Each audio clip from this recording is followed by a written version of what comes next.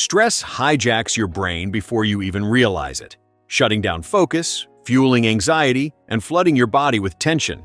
In this video, we'll dive deep into the neuroscience of stress, what actually happens inside your brain when pressure hits, why your reactions feel automatic, and how it sabotages your performance.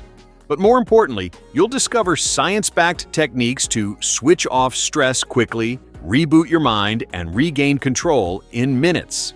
Whether you're facing work deadlines, personal challenges, or daily life chaos, this guide will show you how to calm your brain, sharpen your focus, and feel in control again. Stress doesn't ask permission. It cuts in, narrows vision, speeds the heart, and steals clarity right when clarity matters most. Here's the plan.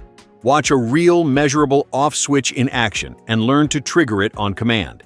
This is not theory. It's a practical, science-based sequence that quiets the alarm fast and brings executive control back online. Notice the pattern. When the alarm spikes, decisions degrade, focus fragments, and time feels thinner. The fix starts with timing, breath mechanics, and sensory precision. In a few minutes, the body will show the shift. Rate tension, test focus, feel control return. Keep this simple rule in mind.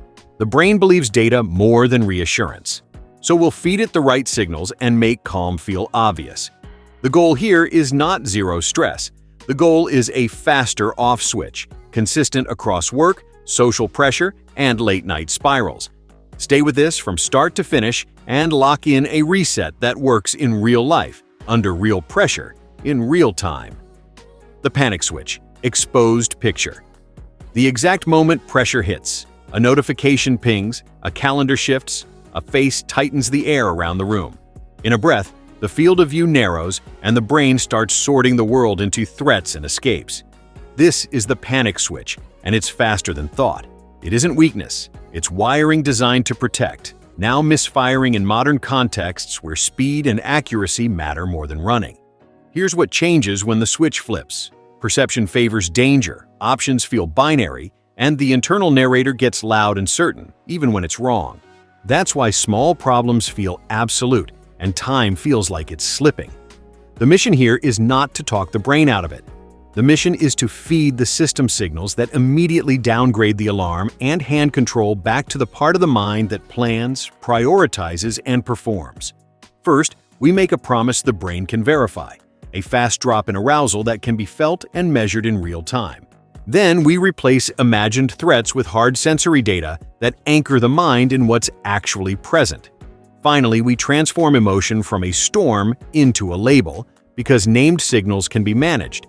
The sequence is simple enough to use in a hallway, at a desk, or while staring at the ceiling at 2 a.m. It's built for the moment when words don't help and logic won't stick. The body leads, the mind follows. Start by noticing the cues that tell the switch has been thrown. Shoulders rising, jaw clenching, breath going shallow, thoughts looping in circles that get tighter and faster. The faster the recognition, the sooner the reset begins. Now set an expectation. Control is coming back in under 2 minutes, and it will be obvious. A countdown on screen, a quick self-rating of tension, a tiny focus test to check that clarity is returning. This isn't performance. It's a practical drill that can be repeated until it feels automatic. The goal is to make calm not a mood, but a reflex. Imagine reaching for this sequence in the exact instant the email lands or the voice in the hallway spikes the heart rate. One breath that opens space. One sweep of the senses that floods the cortex with real information. One precise label that puts the steering wheel back in the hands of the system that can steer. The payoff is felt as a widening of options, a softening of edges, and a shift from reactivity to choice. The story in the head quiets because the body has been convinced. That's the key. The brain trusts signals more than self-talk, so give it better signals. As this chapter unfolds, each step will be demonstrated cleanly and then tested against reality so there is no guesswork. Tension rating before and after, breaths counted, a short task to confirm focus. The result is a blueprint for those exact moments when time feels thinner and decisions feel heavy. Carry this into deadlines, doorways, and the dark of night. The panic switch loses power when there is a practiced response ready to run on command. By the end of this chapter, there will be a personal off switch installed, tuned to the body's rhythms, and fast enough to matter when the stakes are high. Hold that expectation. It's about to be proven in real time. Your brain's split-second coup. When pressure hits, the brain doesn't open a debate. It runs a takeover. The alarm network fires first, fast and loud, narrowing attention to what looks dangerous and shoving long-term thinking to the back. That first surge is the amygdala doing its job. Detect, alert, mobilize. It pushes the body toward action by triggering stress chemistry and priming muscles, heart and breath for speed. In real danger, that's useful. In modern pressure, it often mislabels emails and expressions as threats, and that's when performance suffers. What feels like losing control is really a temporary shift in control. The systems built to keep life safe step in front of the systems built to plan, prioritize, and evaluate. The result is tunnel vision, snap choices, and a mind that insists on urgency, even when urgency will make things worse. Notice how thoughts get categorical under stress. The inner voice declares absolutes. Options collapse to two. The future looks fixed. That's a signature of prefrontal oversight dimming, not a sign of truth. The prefrontal cortex, the part that holds context, weighs consequences, and keeps rules online, needs calm signals to run well. When stress hormones spike and the alarm dominates incoming data, prefrontal circuits yield the floor. It's a feature, not a flaw. In an ancient world of immediate threats, speed beat nuance. Today, nuance wins. That means the fix is not to argue with the alarm, but to change the inputs the brain is reading right now. Think of this as a brief coup, not a regime change. The alarm rises first to secure survival. Then the control center can reassert leadership once the environment looks safe again. The handover back to control depends on the signals the system receives, breath depth and pace, what the senses report, and whether emotions are named clearly enough to be handled. That's why timing matters so much. There's a short window where chemistry peaks and the brain is most persuadable by better data. Use that window well and control returns fast. Miss it, and the alarm keeps amplifying its own story. Here's the practical takeaway. Under stress, the brain privileges fast, bottom-up signals over slow, top-down reasoning. So send fast, embodied signals the brain trusts. A breathing pattern that tells the body the threat is passing, a flood of present-moment sensory detail that crowds out imagined danger, and a plain label that converts a vague surge into a specific, manageable state. As those signals land, the control center brightens. Options widen. Working memory can hold more than the problem again. The catastrophic voice softens because the data feeding it changed. This is the mechanism behind the switch it off fast promise. Not magic. Prioritization. Direct the right inputs to the right circuits at the right time and the handover reverses. The alarm still does its initial job, but it no longer runs the whole show. The next chapter will make this concrete with a short timing window that anyone can catch and use, so the brain regains balance before the spiral begins. The 90-second chemistry window. There's a short stretch where the body's chemistry surges, peaks, and becomes highly steerable. Catch it, and control returns fast. Miss it, and the alarm keeps writing the script. Right after the first jolt, adrenaline pushes heart rate, breathing, and muscle readiness up, sharpening senses and narrowing attention. That spike is quick and useful for real danger, but in modern pressure it often overshoots. Then comes the slower wave that keeps the system revved if the mind keeps reading threat. This is where timing matters. In the first 90 seconds, the system is listening closely to what the body does, not what the mind says. Change the inputs here, and the whole response reorients. Think of it like the space between a spark and a fire. Act in that space, and you guide the flame into a candle, not a blaze. Here's how to work that window. Start with breath mechanics that signal safety. Fuller inhales through the nose, longer controlled exhales that tell the heart and diaphragm to ease up. That single pattern changes internal messaging fast. Then anchor attention in what is undeniably present: colors, edges, textures, temperature, weight. Sensory facts break the loop of imagined outcomes and feed the cortex evidence that the room is safe. Next, translate the surge into a precise label. Not, "I'm overwhelmed." Try, "I notice a fast pulse and tight shoulders." Vague feelings overwhelm. Specific signals can be handled. As the system gets those stacked cues, slow outward breath, solid sensory data, clear naming, the alarm softens and the control center brightens. Options reappear. The future stops feeling locked. Working memory has room again to hold the next right action, not every possible catastrophe. This window is predictable. The first rush always wants a story to justify itself. Do not negotiate with it. Lead it. The body moves first, the mind follows. Practice the sequence and it becomes automatic. As soon as the jolt hits, the breath lengthens, the senses widen, the label lands, and the spiral loses momentum. That's how the off switch becomes fast. Repetition at the right moment. The beauty is that it doesn't need privacy or props. It works in a meeting, at a crosswalk, on a bed staring at the ceiling. The clock is the ally. When the surge starts, the next 90 seconds are a bridge back to clarity. Walk it deliberately. If the thought stream tries to surge again, run the loop again. Each pass lowers the floor of arousal and raises the ceiling of control. Soon the system expects recovery, not collapse. That expectation speeds the shift even more. Make this practical now. Decide on a cue that always starts the window. The first tight breath, the first jaw clench, the first thought that declares disaster. Let that cue be the green light for action, not rumination. Then stick to the order. Breath to prove safety, senses to prove reality, label to prove clarity. Think of the 90 seconds as a handshake between alarm and agency. Honor it, and the handover back to calm accelerates. The next chapter will turn that principle into a single, teachable breath pattern that flips the switch reliably, so the body stops shouting and the mind can work. The one-breath reboot. Here's the single fastest way to pull the body out of the red and hand control back to the part of the brain that makes good decisions. Do one precise breath pattern that tells the whole system. Threat is dropping. Inhale through the nose almost to capacity. Take a short second sip of air through the nose to finish filling the lungs, then exhale slowly and completely through the mouth. That second sip pops open more air sacs, and the long exhale signals safety. Do this 1 to 3 times, smooth and deliberate, and feel the shift. The chest loosens, the shoulders drop, the heart rate eases, vision widens a touch. That's the nervous system listening to the message the breath just sent. It's not about oxygen, it's about pressure and rhythm. Longer out-breaths tilt the body toward recovery. The mind stops sprinting because the body stopped shouting. Make it practical. Sit or stand tall enough that the ribs can move. Lips relaxed on the exhale so the air flows like pouring water.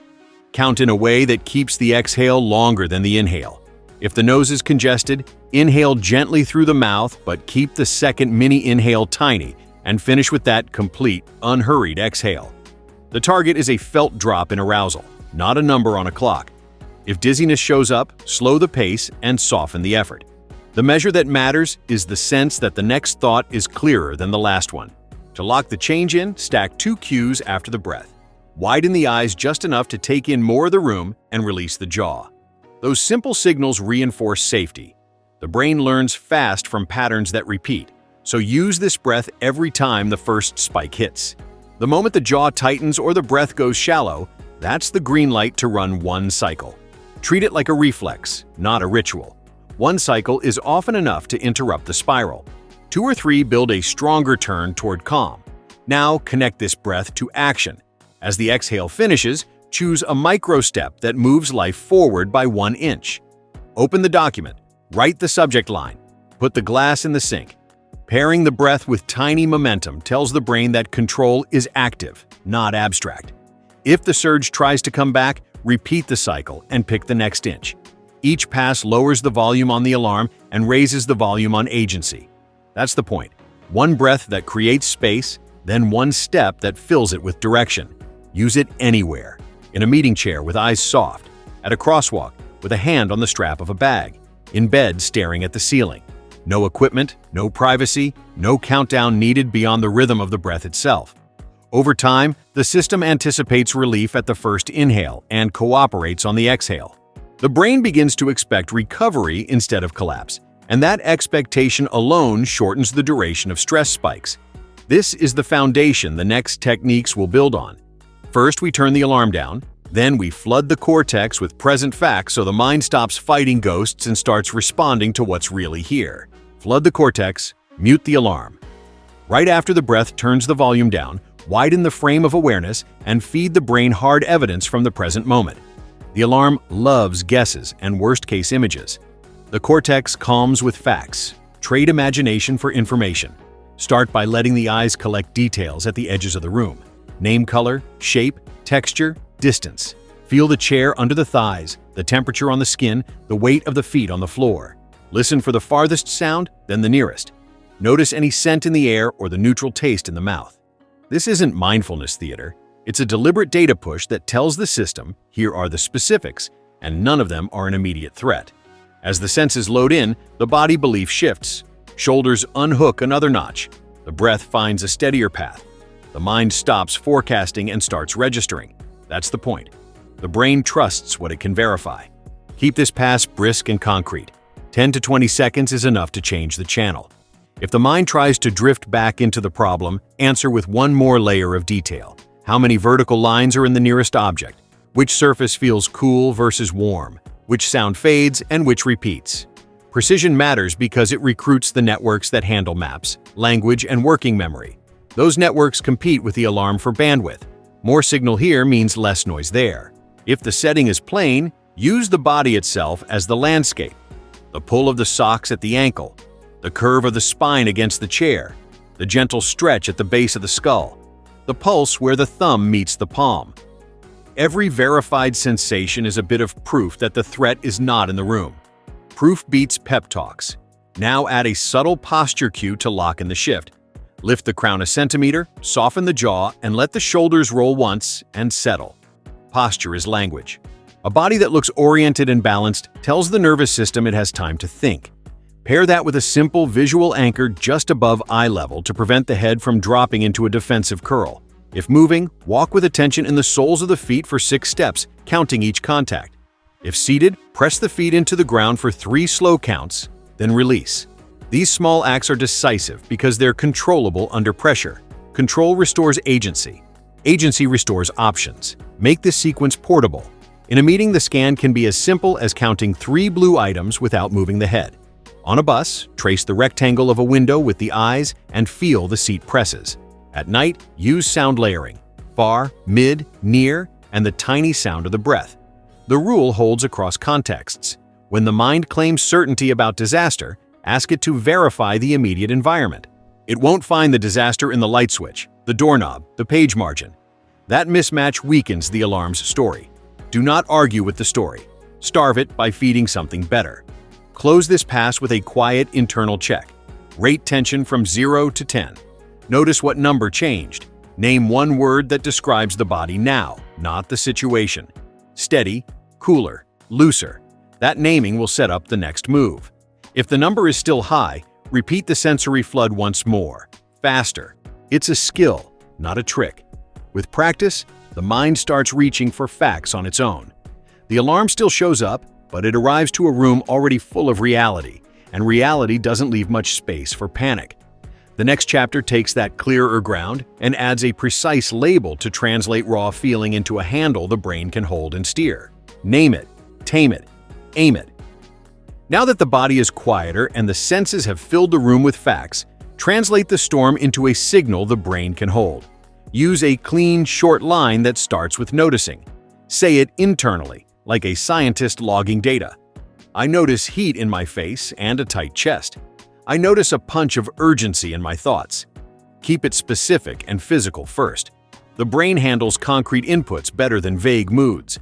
Then add a feeling word that matches the intensity, not a dramatic label that escalates it. Frustrated, not doomed. Pressured, not trapped. Naming does 2 things at once. It recruits language circuits that sit closer to the systems that regulate, and it draws a boundary around the surge so it stops spilling into everything. Once named, aim it. Point the regained attention at one tiny, useful step in front of you. Send the email subject line. Write the first sentence. Put the file on the desk. This step converts clarity into direction, and direction into momentum. Momentum is medicine under stress. Make the line formula simple enough to use under pressure. I notice X in my body and Y in my thoughts. The feeling is Z. Right now, I will do A. That's it. It takes under 10 seconds, and it changes the job from battling emotion to guiding energy. If intensity is high, keep the label plain and the action smaller. If intensity is low, keep it even briefer so the naming doesn't inflate the moment. Precision matters. Avoid moral language or global stories. Not "I'm failing." Say "I feel rushed and my hands are cold." The mind can work with that. If the label feels wrong, adjust it. The benefit comes from the act of labeling, not perfect accuracy. Think of it like placing a handle on a heavy box. Once there's a handle, the lift is possible. Pair the handle with a direction and the load moves. Use environmental anchors to trigger the line. Door handles become the cue. Screens lighting up become the cue. The first sign of jaw tension becomes the cue. Each cue launches the same quick script: notice, name, aim. Practice it in neutral moments too, when the stakes are low. That way the groove is ready when the stakes are high. If the mind argues that the feeling is too big for a small step, use the smallest step precisely because it's undeniable. One sentence is either written or not. One cup goes to the sink or stays on the table. Reality wins arguments. Feel the small win land, then stack the next. 2 steps into direction and the chemistry is already different. The system recognizes progress and collaborates. When emotion spikes fast, timing beats theory. Label during or right after the surge, not after a long debate. The delay feeds rumination. The quick label cuts it. Think of this as teaching the brain to spot patterns and choose a response, not to suppress feeling. Anger narrows attention. Naming anger widens it. Anxiety speeds prediction. Naming anxiety slows it to the next concrete step. Sadness dims energy. Naming sadness lets the body conserve without quitting. The act is respectful. It acknowledges what's here and then chooses what to do with it. That is control in practice. End each pass with a tiny check. What's the number now from 0 to 10, and what one action will move life forward by 1 inch? If the number is still high, loop the breath once, pick one more sensory detail, update the label, take the next inch. Repetition teaches safety. Safety restores options. Options make the world larger again. The next chapter will test that larger world in real time with a quick A and B check that proves the comeback, so the brain remembers the path back to control. The cognitive comeback test. Let's make the shift real, not theoretical. A quick A and B check proves to the brain that control is back online. Start by taking a mental snapshot of the body and mind as they are right now. Give tension a number from 0 to 10. Notice where the pressure sits. Is it the chest, the jaw, the temples? Register the speed of thoughts and whether options feel open or closed. That's the A state. Now run one full recovery loop, 1 breath reboot, a brisk sensory flood, a clean label with a tiny action pointed forward. As that completes, take the B snapshot. Rate the tension again. Look for a 1 to 3 point drop. Check the breath speed. Check the field of view. The brain buys what it can measure. A small, undeniable change is enough to trigger cooperation from the rest of the system. Next, test focus with a simple, time-bound task that doesn't need tools. Pick a 7-digit number and hold it while subtracting 3 once, then twice. If that feels easy, hold 9 digits and subtract 4. If numbers aren't ideal, do a color word read in the room. Find the word on a page and say the ink color, not the word meaning, 3 times in a row. These micro tasks light up the control circuits. If they feel smoother after the recovery loop, that's proof that working memory and selective attention are back online. If they feel sticky, loop the breath once more and repeat a shorter sensory scan. Measure again. The act of verification itself helps the brain shift from emotion-led to evidence-led. Evidence widens the path to choice. Add one performance signal tied to the real situation. If this is about work, open the document and time a 30-second burst. Write the first sentence with no editing. If it's social stress, rehearse the first 5 words to say at the door. If it's nighttime rumination, set a 2-minute timer and write 3 facts about tomorrow that are fully under control. Each micro-challenge has a clear pass or fail. Clear feedback is a lever. A pass, even tiny, reinforces agency.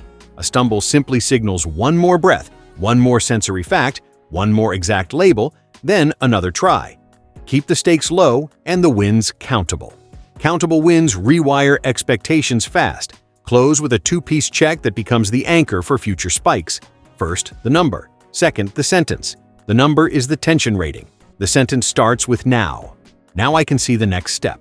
Now my breath is steadier. Now the options are wider than they felt a minute ago. That line is not hype. It's a summary of data the brain just collected. Keeping this loop tight and repeatable turns it into a habit the system reaches for automatically. The goal is not perfection. The goal is a fast return to usable control. This test teaches the brain that control is a trainable state available on demand. With repetition, the comeback gets quicker, and the gap between spike and stability gets shorter. Next, attention engineering will keep that stability from slipping by, using micro-interrupts that refresh focus and prevent the drop-offs that stress tries to exploit. Micro-interrupts that keep you watching. Attention slips when the brain can't see what's next, or when the pace feels flat. Stress feeds on that drift. So we engineer attention with tiny, intentional breaks that refresh focus without breaking momentum. Think of them as quick taps on the shoulder that say, "Stay with me, something valuable is about to land." Start by marking the next payoff in time. In 20 seconds, test your focus again. In 15 seconds, lock a calmer breath. These small countdown promises keep the mind leaning forward. Pair each promise with a visual beat. A closer frame on the breath, a wider shot on the room, a cut to a hand releasing the jaw. The change in angle acts like a blink for the brain, clearing the visual channel so the next idea arrives clean. This is not flair, it's function. The nervous system resets more willingly when the environment signals a fresh start. Use language that opens loops and closes them fast. Ask a crisp question that will be answered immediately after the next breath or next sentence. Can you feel the first shoulder drop? Do you notice the room getting bigger? Then deliver the answer quickly so trust builds. Trust is attention fuel. Keep transitions tactile. Move from the breath to a hand on the table. Move from a thought to the sound in the hallway. Concrete shifts prevent the mind from sliding back into abstraction where stress thrives. Each micro-interrupt should end with a single action the viewer can perform in real time. Release the tongue from the roof of the mouth. Count the 3 darkest objects in view. Press the feet into the ground for 3 seconds. Action confirms presence. Presence reduces spin. Rhythm matters. Hold a steady tempo that alternates relief and challenge. A calming breath, a precise observation, a tiny test. Relief keeps the system open. Challenge keeps it engaged. If you sense the mind wandering, raise specificity, not volume. Instead of breathe deeper, try inhale to the top, sip once more, then pour the air out slowly. Instead of focus more, try find 2 parallel lines and trace them with your eyes. The brain loves assignments it can complete. Completion releases micro-rewards that say, "Stay." Tie those micro-rewards to chapter edges. As one section ends, point to the next with a practical promise. In the next minute, you'll learn how to borrow calm from the people and places around you. The handoff is clean, and curiosity carries attention across the gap. Prevent fatigue by varying sensory channels. A calm voice for instruction, a soft ambient sound to mark breathing, a brief silence to let the body feel the drop. Silence is a powerful interrupt when used with intention. It lets the nervous system register change instead of chasing words. Keep each silence short and purposeful, then reclaim the lead with a clear directive. When stress tries to pull the mind into future catastrophes, pull it back with a timed present task. For the next 8 seconds, count the breath out. For the next 5, scan the room for circles. Short, time-boxed asks tell the brain that this is manageable and finite. Finite means safe enough to try. Close this chapter by threading attention into action. Mark the next checkpoint now. In 30 seconds, we'll test your comeback again. But first, install a simple cue that will refresh calm in any room you enter. This creates anticipation while promising utility. Anticipation drives engagement. Utility earns it. The sequence is now familiar. Promise, pivot, payoff. Keep it honest and immediate. The mind stays because it keeps getting what it's told it will get. That is the opposite of stress, and it's how we're going to use the next environment to our advantage. The social calm effect. Calm is contagious when it's modeled and mirrored, and the brain is wired to borrow state from signals in the environment. Use that to advantage. In any charged moment, choose a person, a place, or a cue that broadcasts steadiness, then sync to it on purpose. Start with voice. Lower volume, slow cadence, and longer endings on sentences signal safety to the nervous system listening on the inside. If speaking to someone, match their calm pace for a single sentence, then lead with a slightly slower exhale as the next line lands. If alone, let the room be the partner. Fix your gaze softly on a point just beyond arm's length. Hold it for the span of one complete exhale, then widen the eyes a touch to take in the periphery. That small visual shift tells the brain there's time to observe, not just react. Next, use breath synchrony. If with a steady person, notice their rhythm and let your exhale end a half second after theirs, like catching a wave and riding it to shore. If with a crowd or in a quiet space, sync to a metronome in the environment. Footsteps on a hallway, the cycling of an air conditioner, the click of a turn signal. Rhythm organizes attention and emotion follows attention. Add posture as a broadcast and a receiver. Stand or sit with a balanced stance, weight even, crown lifted slightly, jaw released. This posture is a message that gets read internally and externally. Orientation over defense. Others respond to it, and the body listens to its own signal. If touching an object, choose something stable and cool like a tabletop or a doorknob. Let the palm rest for a full breath, then release slowly. That deliberate contact grounds the sense of place and time. Pair it with a microscript that borrows confidence without faking it. Try this line silently. Steady voice, clear step. Then speak one short sentence at a pace that matches that idea. If entering a room, link the door handle to a single long exhale before crossing the threshold. If taking a seat, anchor the sit bones and let the shoulders drop by one notch before speaking.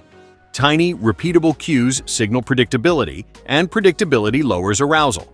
Co-regulation works both directions, so protect the channel.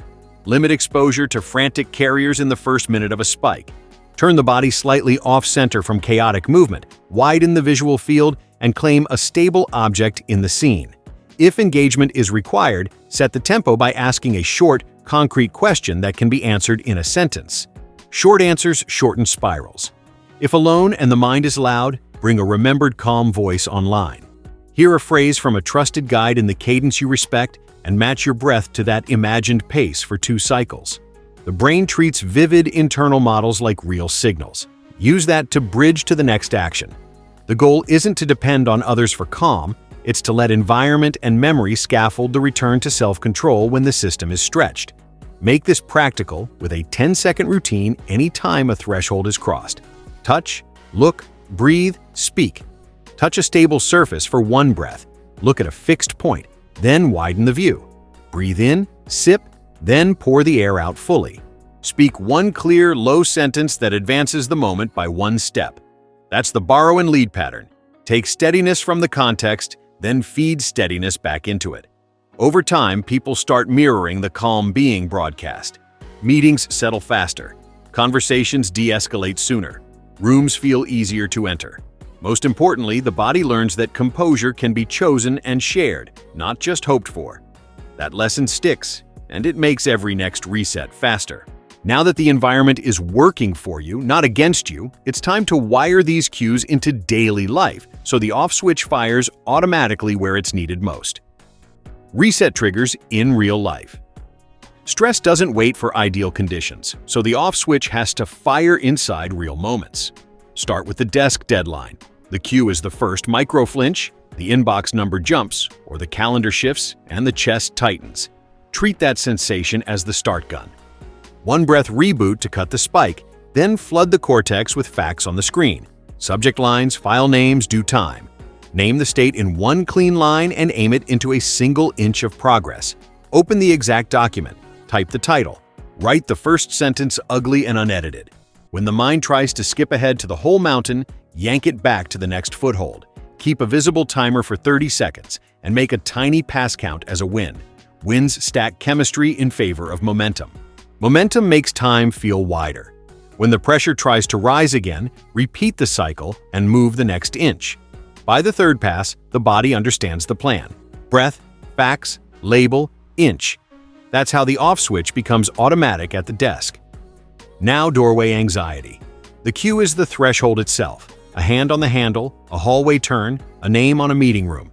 Install a ritual that fits inside 3 seconds. Touch, look, breathe.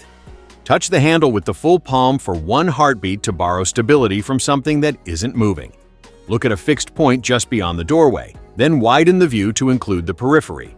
Breathe in, add the quick second sip, pour the air out fully as the body crosses the line. Say 1 quiet sentence that sets the tempo and the tone. Simple, low, concrete. Good to see you. Quick update first. Ready to start.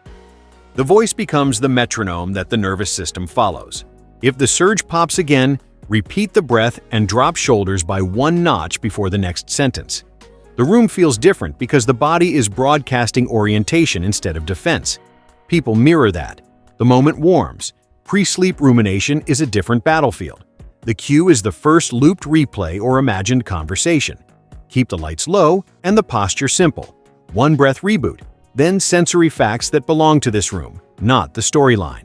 The weight of the blanket at the ankles, the cool spot on the pillow, the quiet hum in the wall. Label the state without giving it a plot. I notice fast thoughts and a tight brow. Aim the attention at a tiny, still task that tires the mind without feeding the worry. Count 10 long exhales, touching a finger to the thumb for each one. If a thought interrupts, restart the count without commentary. What matters is the act of returning, not reaching 10. If the loop persists, write 3 facts on paper that are fully controllable tomorrow and 1 tiny action for the morning. Close the notebook. Lights stay low. Breath stays slow. The rule here is no new inputs. Phones and bright screens tell the brain to wake. Keep the lane narrow. Breath, senses, label, release. Build anchors into places already lived in. At the desk, a small object becomes a reset token. Touch it, breathe once, act 1 inch. In the hallway, a line on the floor becomes a slow exhale marker. At the bed, a pen and card become the container for thoughts that don't belong to the night. Train the environment to help. Use the same phrase every time the sequence runs so the brain learns the groove. 2 sighs out, 5 facts in, name it, then act. Rehearse when calm so the moves are available when hot. That's how athletes do it. That's how pilots do it. The body trusts what it has done 10 times more than what it has read. There's no need to wait for a crisis to practice. Fire the off switch during small frictions, a loading bar, a late bus, a minor delay. The system learns that recovery is routine and begins to anticipate on its own. Anticipation shortens spikes before they rise. Over a week, the effect compounds. Fewer spirals, shorter spikes, cleaner decisions, better sleep. Real life doesn't change. The response does. That's the lever.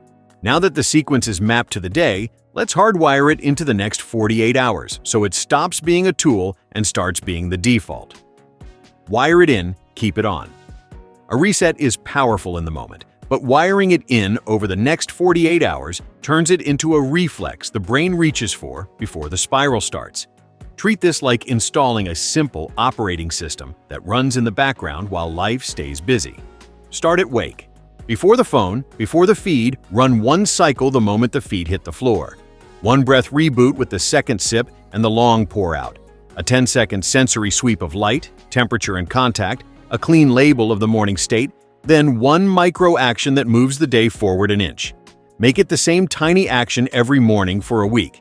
Fill the glass, open the document, lay out the shoes, so the association becomes automatic. The message to the nervous system is clear. Control begins now. Midday, use a standing checkpoint tied to food or a calendar bell. 10 seconds to breathe, 10 seconds to scan, 10 seconds to name and aim. Keep it short on purpose. Short wins, repeat. Repetition is what the brain trusts. Identify the toughest hour of the day and declare it the practice field. That's where the sequence earns its keep. Put a visible cue there. A small card, a mark on the desk, a word on the phone lock screen. When that hour arrives, expect a spike and meet it with the loop, not with willpower. 1 cycle to lower the volume, 1 fact to widen the frame, 1 name to hold the feeling, 1 inch to move forward. Track it once, not obsessively. A check mark in a margin that proves the rep happened. Proof matters. In the evening, run a downshift set that teaches the body how to land. 2 cycles of the breath spaced by a quiet scan of the room, then a rapid brain dump on paper. Everything the mind is trying to keep spinning goes onto the page. Close the page. Label the body state, not the stories. Then choose the smallest prep for the next day and do it now. That act tells the system tomorrow already has a foothold, so it can stop guarding all night. Design the environment to cooperate. Anchor objects at the friction points. A coin or token on the keyboard for the midday loop. A small smooth stone by the door for the threshold breath. A pen and card by the bed for the nightly dump and tiny plan. These aren't charms. They are switches the hand can find when the mind is tired. Pair each with a single line that never changes so the groove deepens. 2 sighs out, 5 facts in, name it, then act. Consistency beats intensity. If a day gets messy, shrink the reps, don't skip them. One breath still counts. One sensory fact still counts. One label and 1 inch still count. The nervous system learns from what repeats, not what impresses. Give the brain fast feedback to accelerate learning. Morning and evening, ask 2 questions that take 5 seconds each. What was the smallest spike today? What was the smallest reset that worked? The answers tune the map. The map reduces surprise. Reduced surprise lowers baseline stress. With the baseline lower, spikes hit less hard and end faster. That change becomes visible within 2 days because the sequence keeps intercepting the first 90 seconds of each surge. By day 3, the expectation of recovery arrives with the first tight breath, and expectation speeds the handover back to control. This is how resilience is built in practice, not by avoiding pressure, but by shortening the distance between pressure and choice. Keep the loop light, repeatable, and honest. The off switch becomes part of how the day moves, not a special exercise. Now that the system has this backbone, the final chapter will lock it into identity. Stress isn't the enemy, getting stuck is, and there is a clear way to turn alarm into agency on command. Conclusion: control. On command, stress will still knock, but it doesn't have to walk in and take over. Now there's a repeatable way to meet it at the door and decide who runs the moment. The sequence is simple by design and precise by effect. 1 breath reboot to drop arousal fast, a sensory flood to replace guesses with facts, a clean label to turn raw feeling into a handle, and a single inch of action to convert clarity into momentum. That's the off switch on command. The brain learns from what it can verify, so each pass is proven in real time with a quick tension check and a tiny focus test. Those proofs become memory. Memory becomes expectation. Expectation speeds recovery. Over days, the baseline settles, the spikes shorten, and decisions get cleaner because the control center returns sooner and stays longer. This is not about becoming unshakable. It's about recovering faster than the stress can spiral. When the inbox spikes, when the room tenses, when the night gets loud, the path back is already laid down. Breath, facts, name, inch. Run it once, and life opens a little. Run it twice, and the options widen. Run it every time, and the identity shifts from being pushed by pressure to steering through it.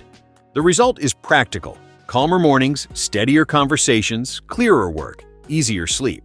The payoff is personal, agency on demand. Keep the loop light, honest, and frequent. Pair it with a short daily backbone for the next 48 hours so the pattern becomes the default. Stress isn't the enemy. Getting stuck is.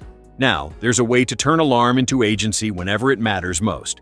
This ends here and starts now. Control on command.